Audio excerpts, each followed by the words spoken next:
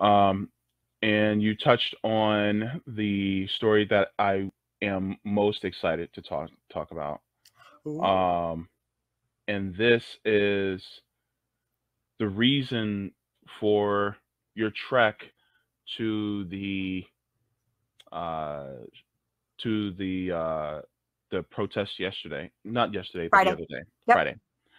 Um, I am going to share my screen again, and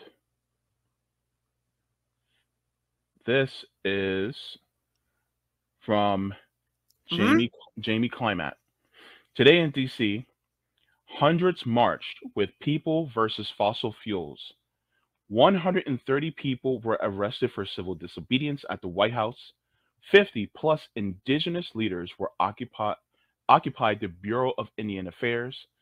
Rebel DC hung banners. Extinction Rebel Washington D.C. hung banners off the U.S. Chamber of Climate Chaos, and more tomorrow. And these are some of the pictures of these beautiful people who are trying to save all of us.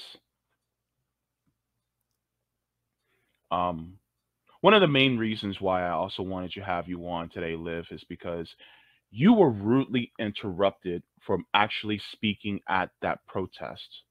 And so, because of that, I want you to have a platform to say what you wanted to say here, to push for uh, the causes that the indigenous people are fighting for, and that we need for to protect our own environment.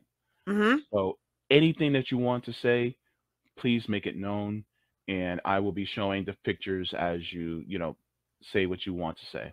Thank you. Thank you. All right. So just real quick, going through the comments. Buck line 3, stop line 3, y'all. Hashtag land back. Hashtag land back. Hashtag land back. Water protector sentenced to 8 years in federal prison for actions to stop the Dakota Access Pipeline. Yes, I believe that was Jessica Razanik. Yep. And okay, so this past week on Monday, commenced the People versus Fossil Fuels March protest in Washington, D.C., led by indigenous water protectors and allies. And yes, all these pictures, it was, to my knowledge, it was mostly for those from Monday to Thursday in front of the White House. And then on Friday, they were in front of the U.S. Capitol.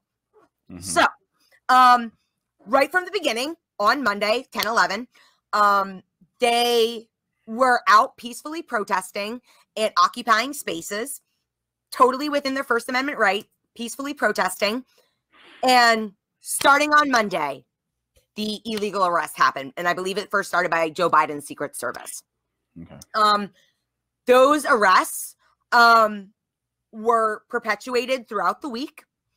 I believe, I don't know what the latest number is, but I would be guessing it's close to at least 1,000 now of how many people have been arrested.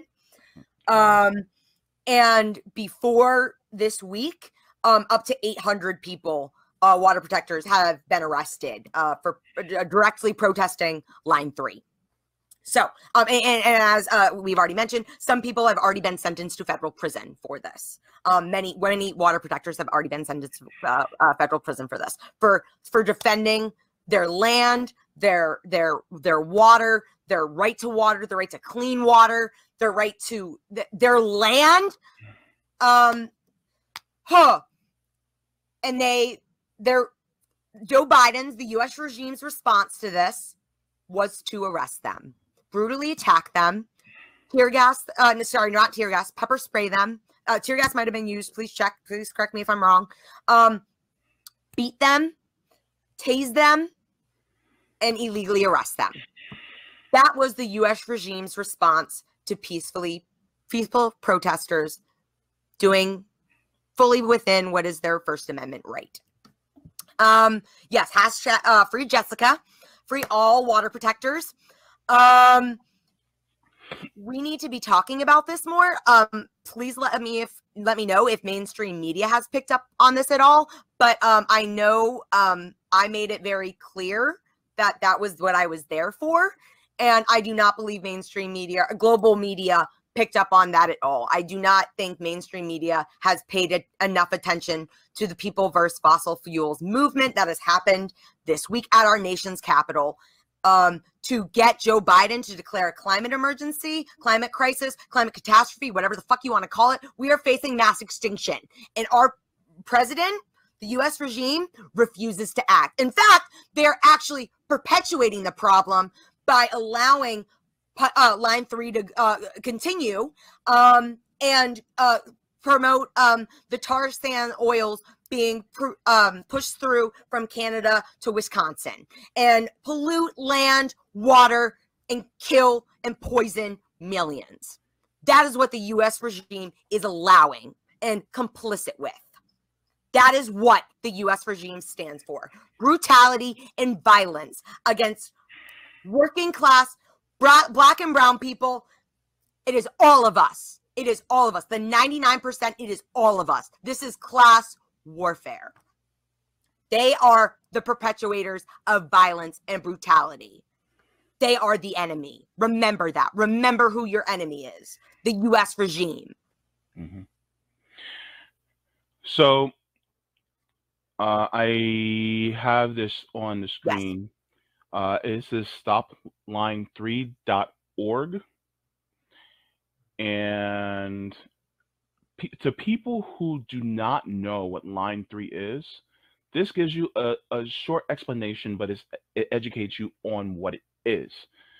And for those of you who can't read or maybe sight impaired, this is what it says. What is Line 3? Line 3 is a proposed pipeline expansion to bring nearly 1 million barrels of tar sands per day from Alberta, Canada, to Superior, Wisconsin. It was proposed in 2014 by Enbridge, a Canadian pipeline company responsible for the largest inland oil spill in the U.S. Mm-hmm.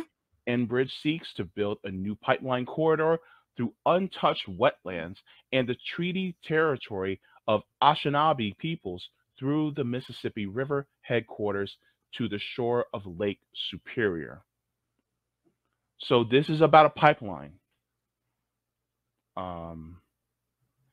And it talks about why the opposition and what we can do. I'm going to play this video. Oh, yes, please. I love this video. Yep. So that people can know what is going on. And I'm going to mute myself just so that there's no feedback. Me too.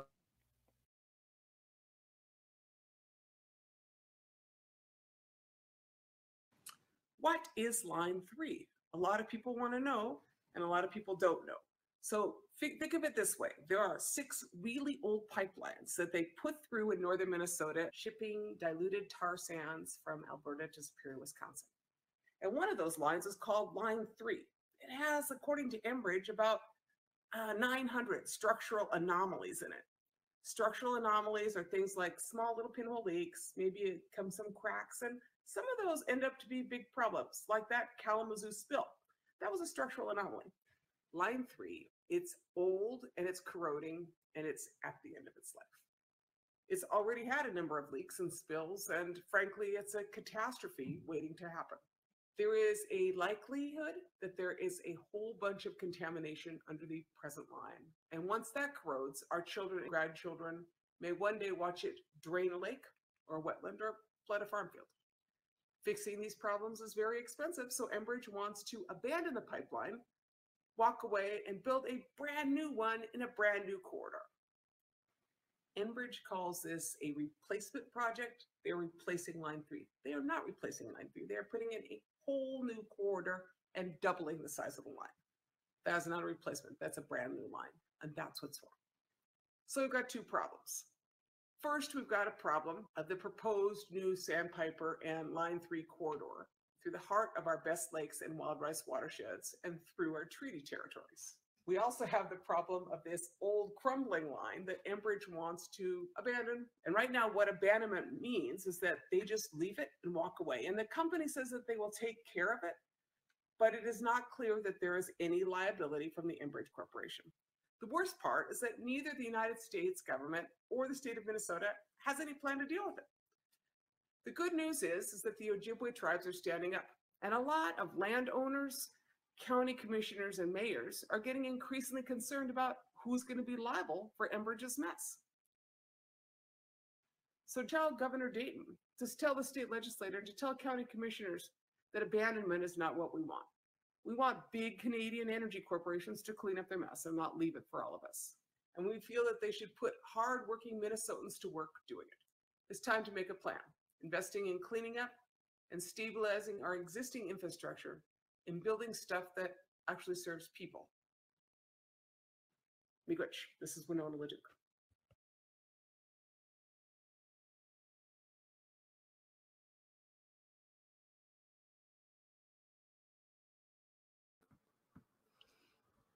Love it.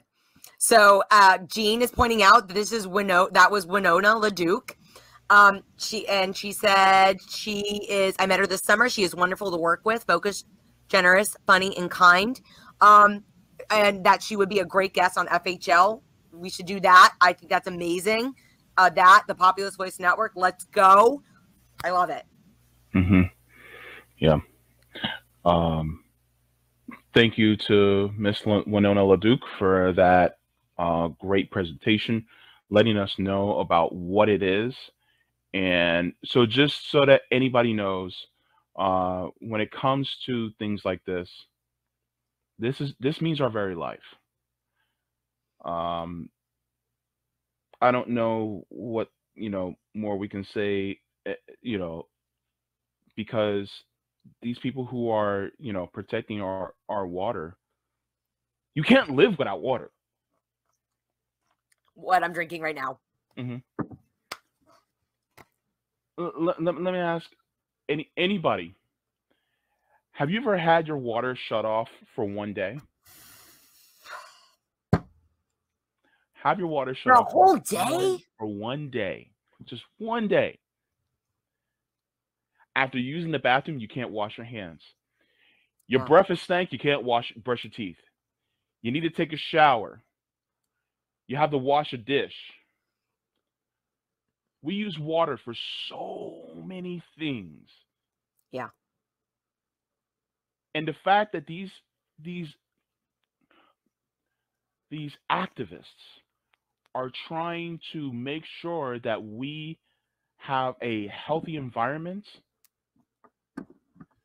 number one, we should be thanking them for putting themselves on the line. Hmm? Thank you, Very Liv. least. Thank you, Liv.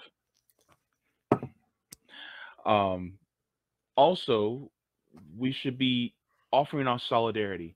If you can't get out there, talk about it at least. Retweet their tweets. Share the information on different social media platforms. If you have a podcast, make a video, talk about this stuff. Yep. One of the groups that gets spoken about the least in conversation are indigenous people. Yep. We talk a lot about black, white. Yes. We don't talk as much about the Latinos, Hispanics, yes, Asians, yes, and our indigenous people. They need to be a huge part of this conversation. Yes. Especially indigenous, because they were nearly wiped out.